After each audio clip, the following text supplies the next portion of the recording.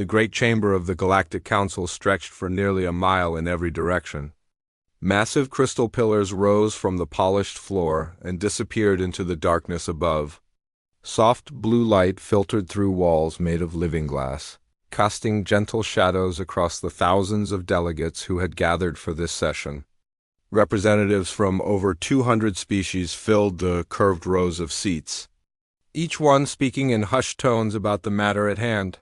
High Arbiter Zelkoth stood at the central platform, his forearms folded across his narrow chest in the traditional posture of judgment.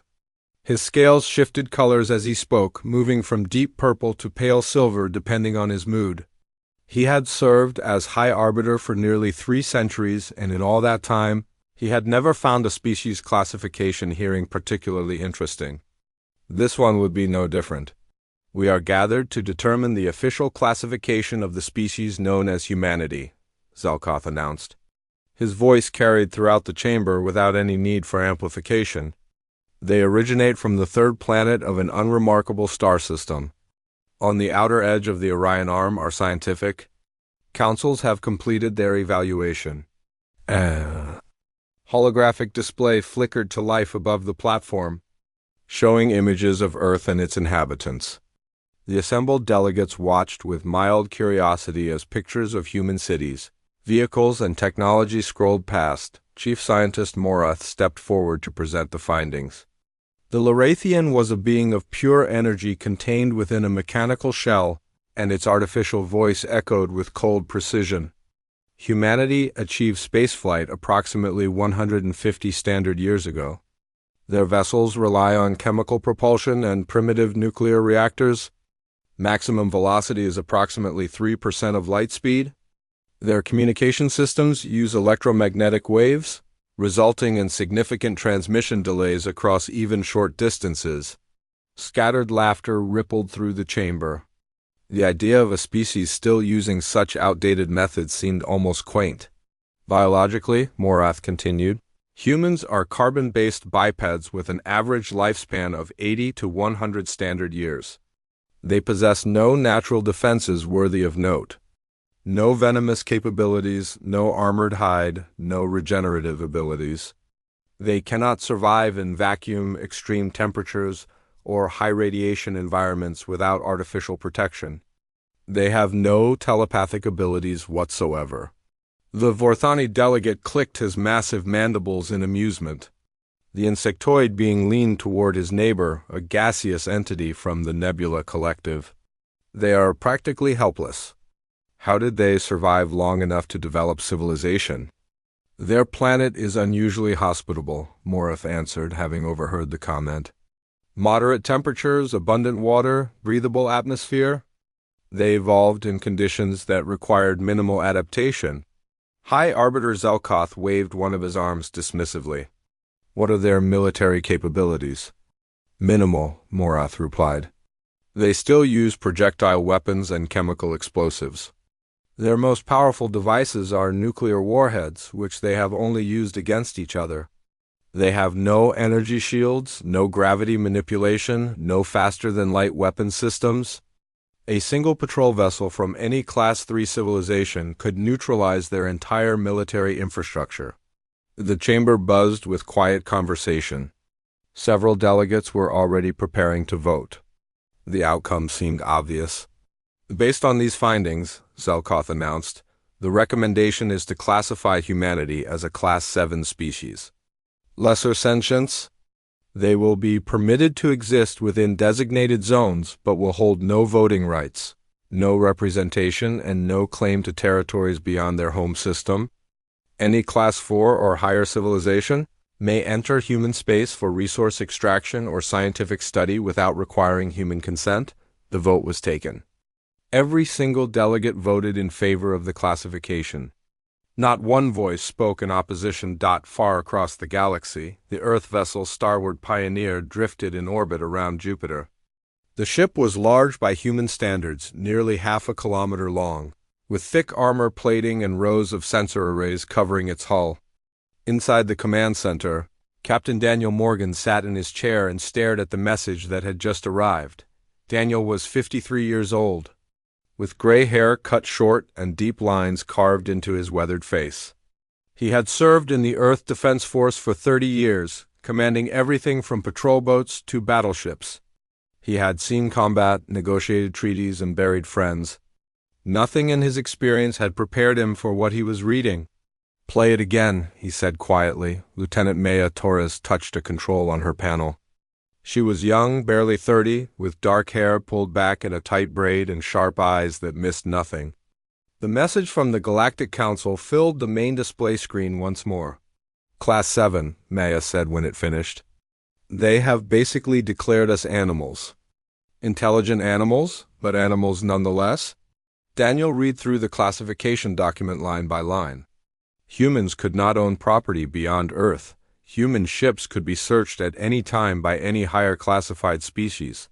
Human citizens had no legal protections under galactic law. Any species could claim human territory if they decided they needed it. "Wake up Dr. Holloway," Daniel ordered. "She needs to see this." Patricia Holloway arrived on the bridge 10 minutes later. She was the ship's chief xenanthropologist, a woman of 60 with sharp features and graying auburn hair. She had spent her entire career studying alien civilizations, learning their languages, understanding their cultures. She read the classification document in silence, her expression growing darker with each paragraph. "They made a serious mistake," Patricia said when she finished. Maya looked up from her station. "They underestimated us?" Patricia shook her head slowly. "Worse than that. They judged us by their own standards. They measured our technology and found it primitive. They measured our lifespans and found them short.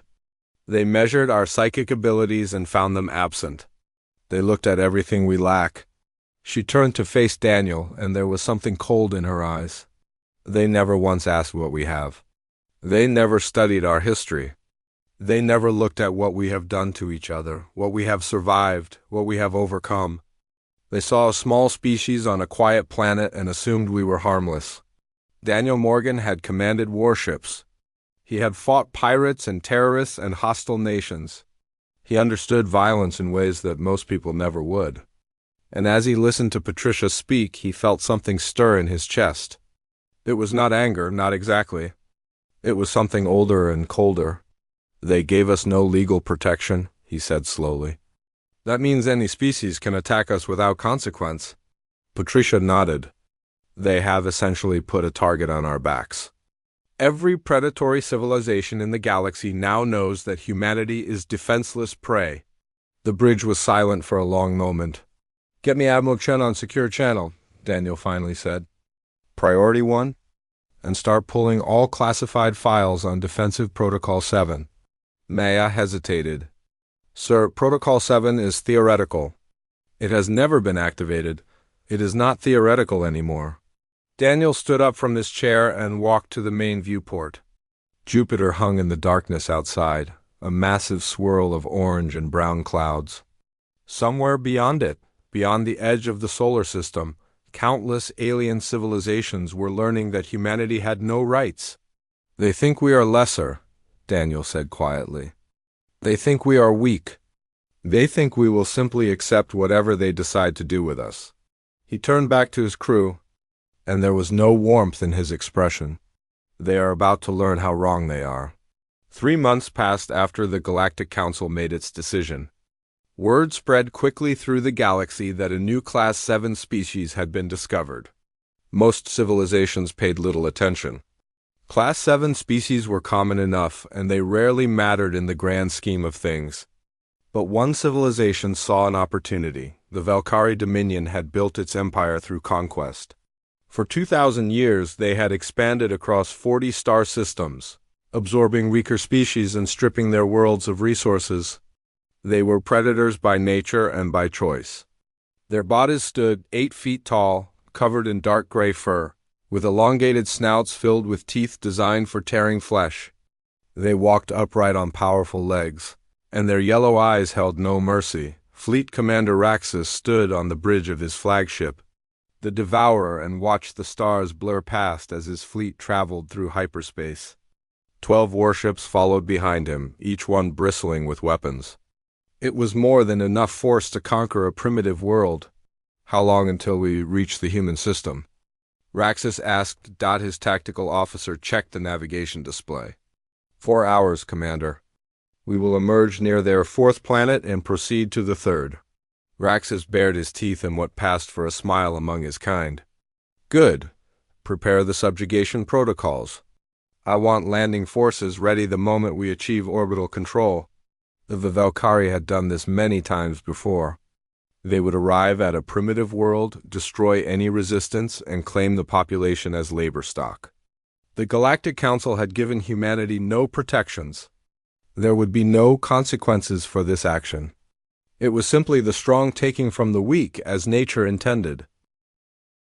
4 hours later, the Valkyrie fleet dropped out of hyperspace near Mars.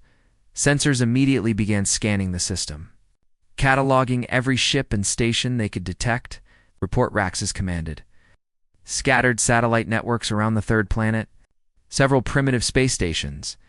I am detecting approximately 20 military vessels clustered near the 4th planet. The tactical officer made a dismissive sound. Their largest ship is barely half the size of our smallest escort. This will not be a battle, Commander. It will be an execution. Raxus nodded with satisfaction. Open a channel to their military command. Let them know their new masters have arrived. The communication beam lanced across the void. Moments later, a response came. The view screen flickered to life, showing a human female in a dark uniform. She appeared to be in her 60s, with silver hair cut short and pale blue eyes that showed no fear. Valkyrie Fleet, this is Admiral Catherine Price of United Earth Command. You have entered sovereign human space without authorization. You have 60 seconds to reverse course and withdraw. This is your only warning. Raxus laughed out loud. Several of his bridge officers joined him. The idea of this fragile creature issuing threats to a Valkyrie war fleet was genuinely amusing. Admiral Raxus replied. Still chuckling? Your species has been classified as Class 7. You have no sovereign space. You have no rights. You have nothing except what we choose to allow you. Stand down your vessels and prepare for orbital occupation. Resist, and we will begin bombardment of your population centers. Billions will die. The choice is yours. Human female did not flinch. 50 seconds. Raxus shook his head at the foolishness of lesser beings. All ships, proceed to attack formation. Target their military vessels first. I want this finished quickly. Valkyrie fleet surged forward, weapons charging. On the tactical display, the small cluster of human ships near Mars began to move. Raxus watched them with contempt. They were so small, so slow, so pathetic. This would barely qualify as sport. Then his tactical officer made a sound that Raxus had never heard before. It was something between a gasp and a whimper. Commander. New contacts emerging. Multiple signatures. They are coming from behind the 4th planet. Raxus looked at the display. Red icons were appearing, one after another. 10, 20, 50. The computer was struggling to keep count. That is impossible, Raxus breathed. Our intelligence said they had 20 ships. Right. These are not the same ships. The tactical officer's voice was shaking now. Commander, their energy signatures are wrong. Their velocity is wrong. They are moving at speeds that should not be possible for chemical propulsion. The human fleet swept around Mars like a wave of death. They were not the clumsy, primitive vessels that the Galactic Council had catalogued. Those had been decoys, carefully designed to match expectations. The real human ships were something else entirely. They were sleek and fast, and covered with weapons that the Valkyrie computers could not identify. 40 seconds have passed, Admiral Price said calmly over the still-open channel. 20 seconds remain. Raxus stared at the display in growing horror. His 12 ships were surrounded by over 100 human vessels. Each one was locked onto his fleet with targeting systems that were definitely not primitive. Commander, what are your orders? His tactical officer asked desperately. Raxus did not answer. He was watching the timer on the human transmission countdown.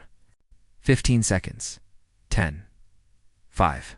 Time is up, Admiral Price said. Open fire. The battle lasted for minutes. Human weapons were brutal and efficient. They did not use elegant plasma beams or gravity pulses. They used kinetic impactors, simple metal rods accelerated to incredible speeds by magnetic rails. A single rod traveling at 10% of light speed carried more energy than a nuclear bomb. The Valkyrie shields were designed to stop energy weapons. They could not stop solid matter moving that fast.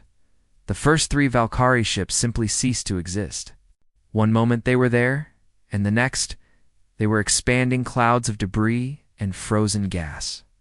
The remaining ships tried to return fire, but their weapons could not track targets moving so fast. Human missiles slammed into their hulls, releasing payloads that burned through armor like acid through paper. Raxus watched his fleet die around him. The Devourer shuddered as something struck its forward section. Alarms screamed throughout the bridge. Fire suppression systems activated, filling the air with white foam. All power to engines, Raxus screamed. Get us out of here.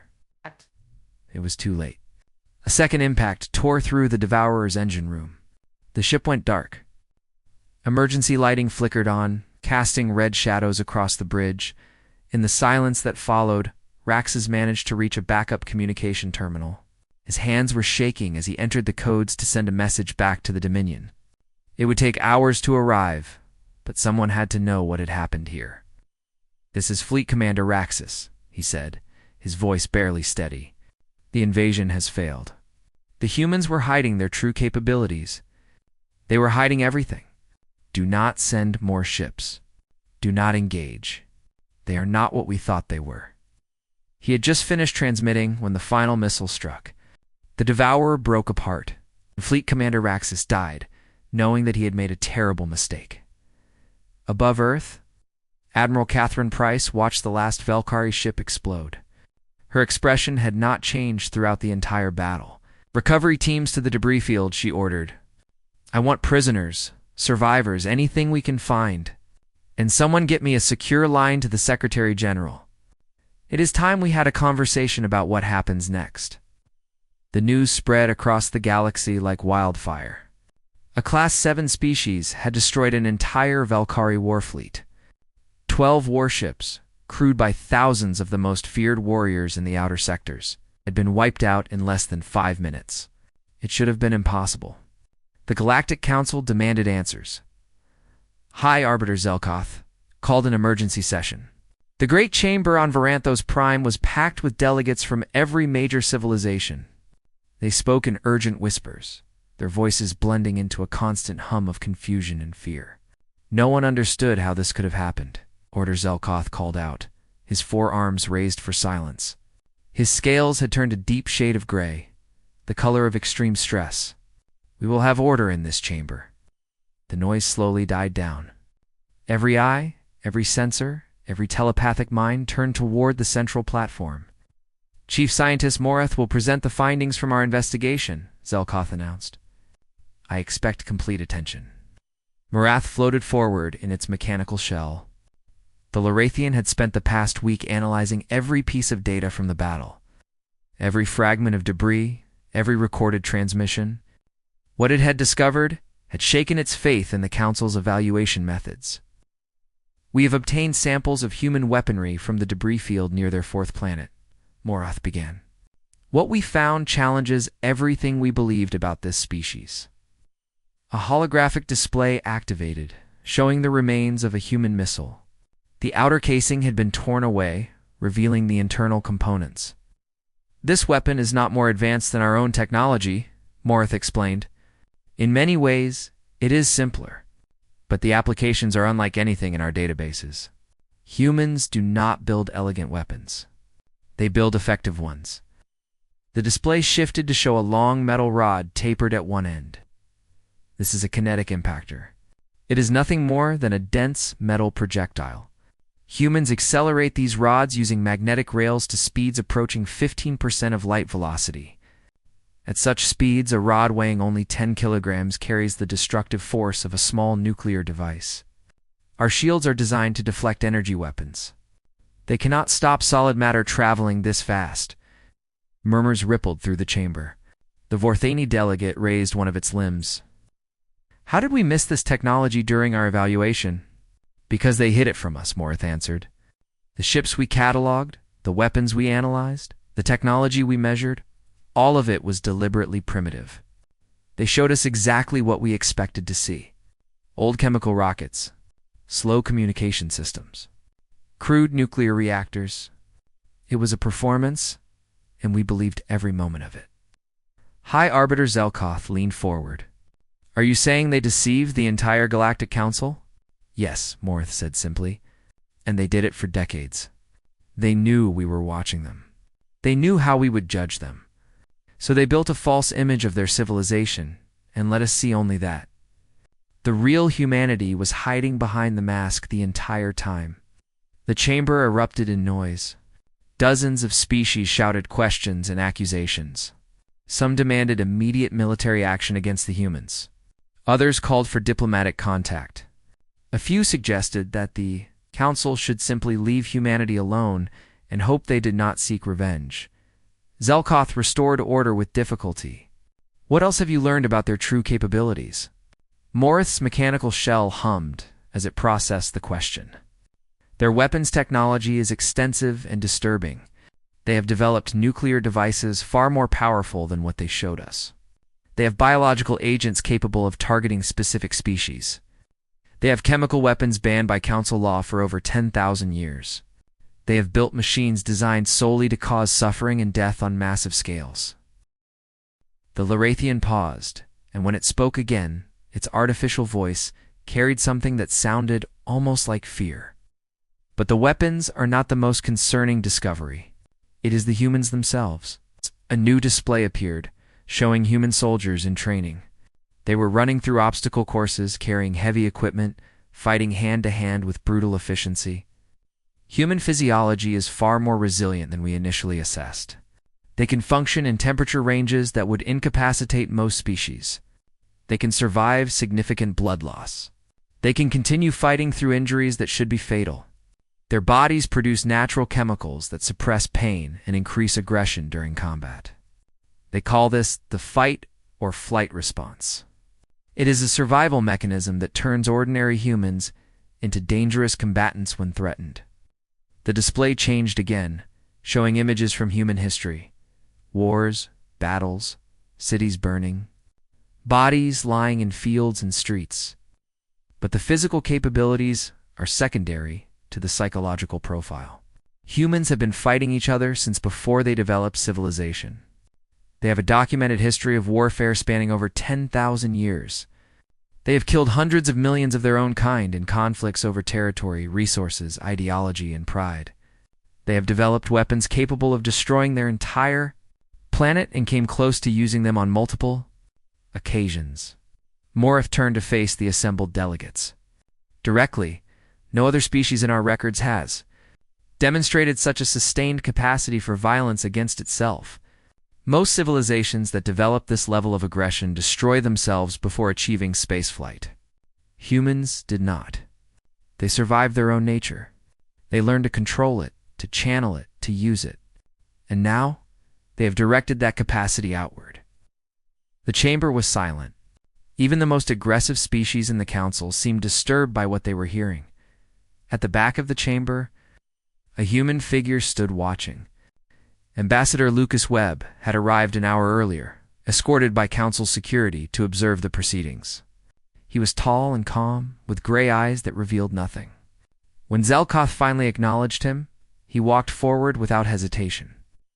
"Hi, Arbiter," Lucas said, his voice carrying clearly through the chamber. "If I may address the council." Zelkoth gestured permission. Though his expression showed obvious reluctance, Lucas looked around at the assembled delegates. These were the beings who had declared his species lesser, who had stripped away their rights, who had made them targets for any predator that wanted easy prey. "You classified us based on what we lacked," Lucas began. "No telepathy, no natural weapons, short lifespans, primitive technology. You measured us against your own standards and found us wanting. But you never asked the most important question." He paused, letting the silence stretch. "You never asked how we survived. Our planet is not as gentle as your scientists believe.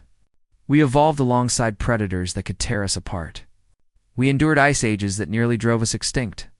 We fought plagues that killed half our population, We waged wars against each other that burned entire continents, and through all of it, we refused to die.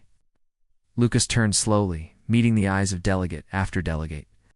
We are not strong because we have claws or venom or armored skin. We are strong because we adapt. We learn, we build. When something threatens us, we do not run away and hope it loses interest. We study it. We understand it. And then, we find a way to destroy it. His voice hardened. You gave the Velkari permission to attack us.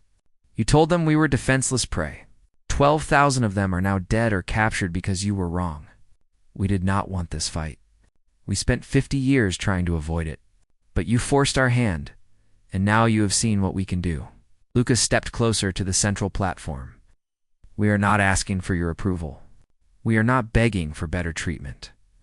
We are informing you that the classification was wrong, and we expect it to be corrected. Treat us as equals, and we will be peaceful neighbors. Continue to treat us as lesser, and you will learn exactly how dangerous a human can be. The Galactic Council had no choice but to agree to a full re-evaluation of humanity. Ambassador Webb's words had shaken them deeply, but it was the destroyed Velkari fleet that truly changed their minds. They needed to understand what they were dealing with. They needed to know if humanity was a threat that could be contained or a force that would reshape the galaxy. 6 weeks after the emergency session, an evaluation team arrived in the human solar system. Their ship was a diplomatic vessel, unarmed and clearly marked with council insignia. It carried representatives from 12 major species, each one chosen for their expertise in different fields. Leading the team was Senior Assessor Kethron of the Mindari Collective. The Mindari were telepaths, beings of soft blue flesh and large dark eyes, who could read thoughts and emotions as easily as humans read books. They had evaluated hundreds of species over the millennia. They had never encountered a mind they could not understand. Humans would be their first failure. The evaluation team landed at a facility in the mountains of a region humans called Colorado. Dr. Patricia Holloway met them at the landing pad, accompanied by a security escort and a translation team. She welcomed them with practiced diplomatic warmth and led them. Kethron reached out with his telepathic senses as they walked. He wanted to get an early impression of human minds before the formal evaluation began. What he found made him stumble. Is something wrong? Patricia asked, noticing his unsteady step. Kethron took a moment to compose himself. Your minds are very different from what I expected. Patricia smiled slightly. Different how? Chaotic, Kethron admitted. I sense multiple thought processes running simultaneously, contradictory emotions existing at the same time. It is as if each human contains several beings operating together in an uneasy partnership. Patricia nodded as if this was not surprising. We call it the human condition. We are capable of holding opposing ideas in our heads at once. We can love someone and be angry at them simultaneously.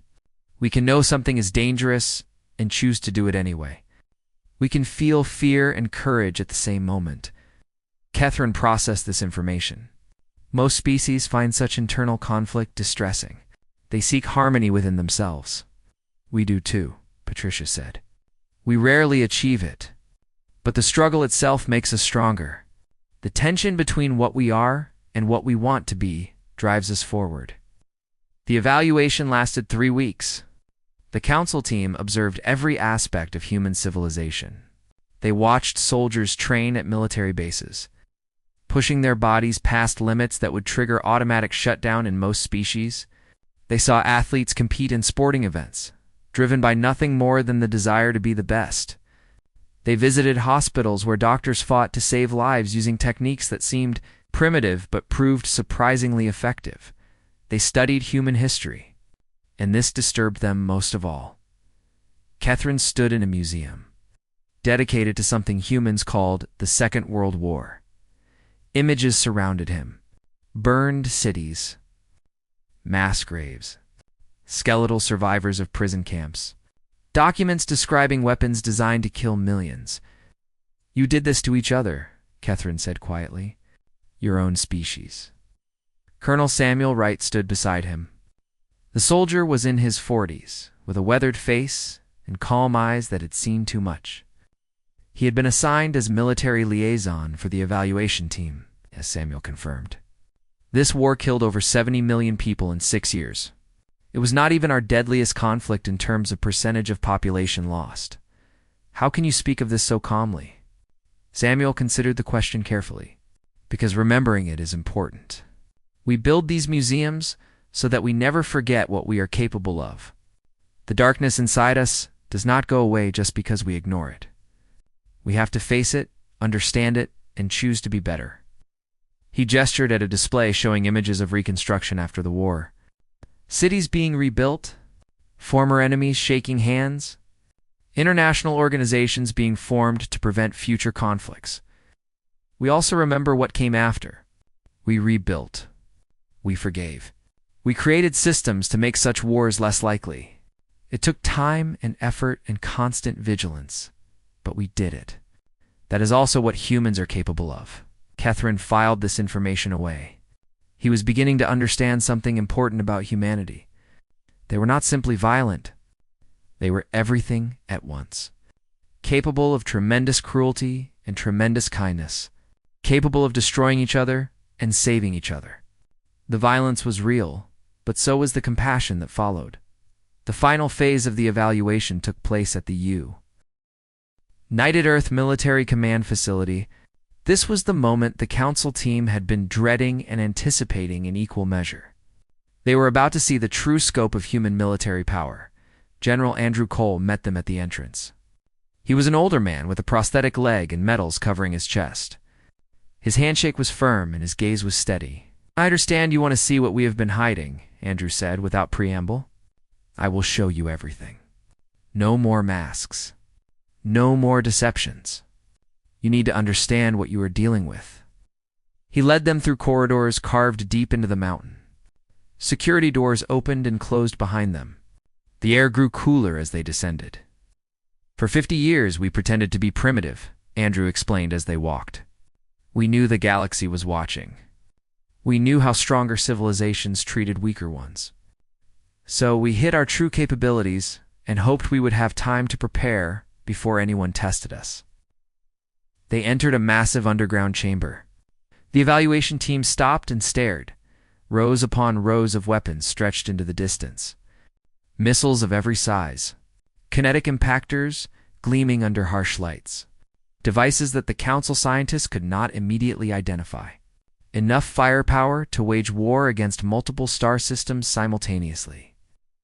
"These are our strategic reserves," Andrew said. "We have similar facilities on every continent and in hidden locations throughout the solar system. We also have weapons platforms concealed in asteroid fields, disguised as mining operations and research stations." Catherine found his voice with difficulty. "You built all of this in secret?" "Yes. We also developed biological weapons capable of targeting specific species. Chemical agents that can render planets uninhabitable. Nuclear devices powerful enough to crack a moon in half." Andrew turned to face the evaluation team directly. "We hoped we would never need any of it." The Velkari proved that hope was foolish. One of the council's scientists, a Lorathian named Vestris, examined a nearby missile with obvious unease. "These weapons violate multiple galactic treaties." "Treaties we were never invited to sign," Andrew replied evenly. "Treaties that would not have protected us anyway given our classification. You cannot expect us to follow rules that do not apply to us."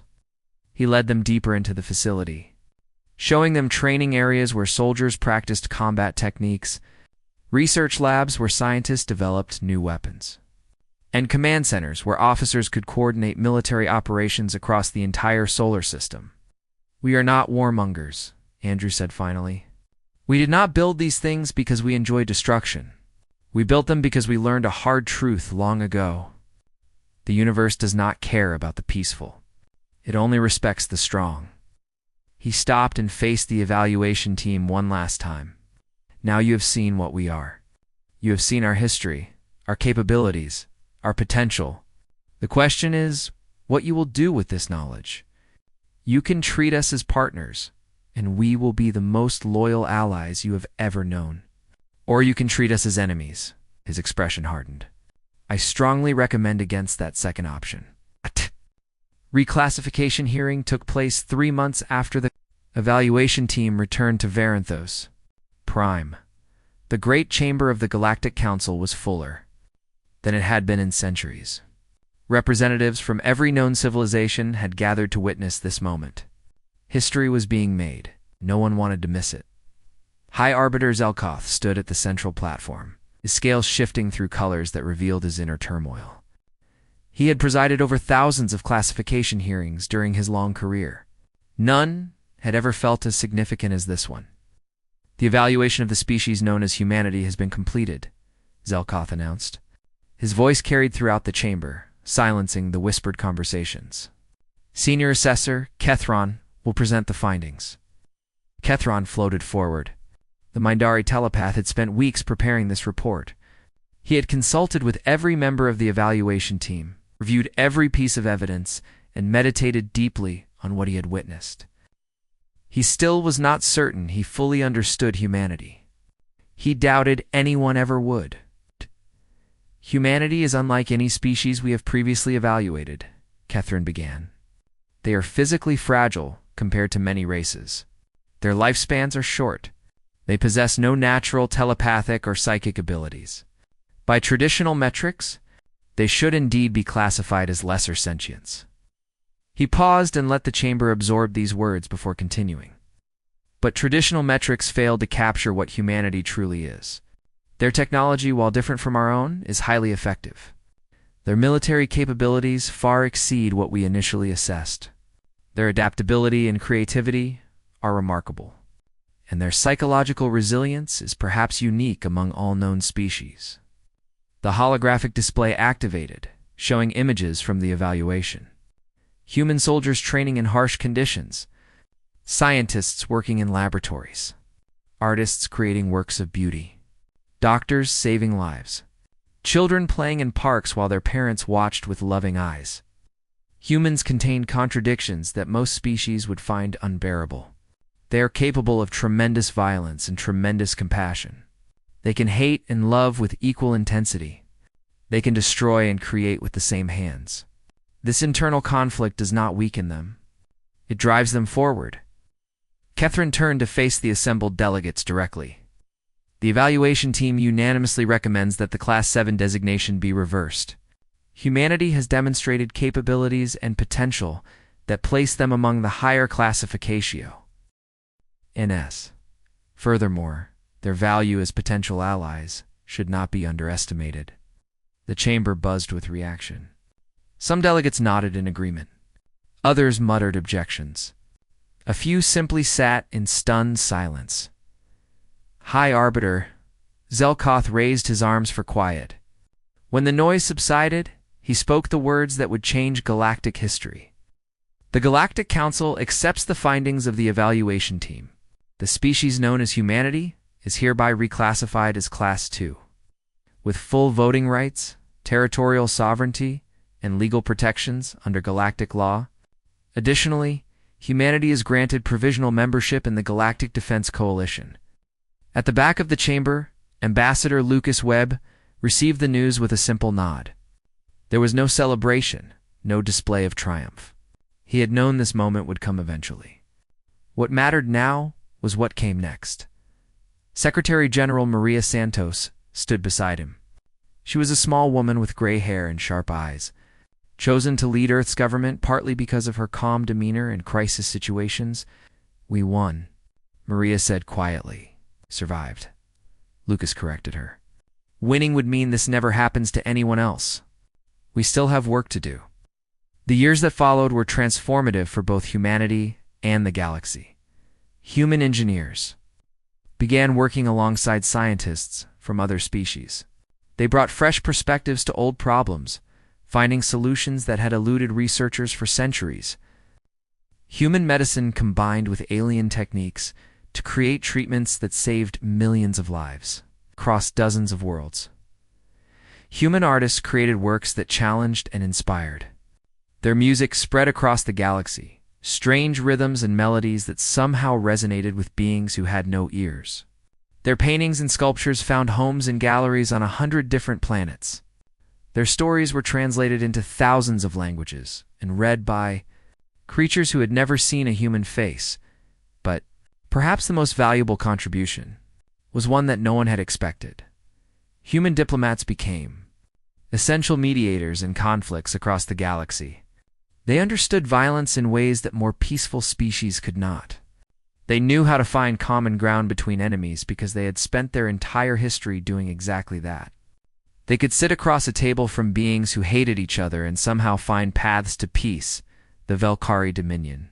Broken and desperate after their failed invasion and the economic collapse that followed, eventually requested human assistance.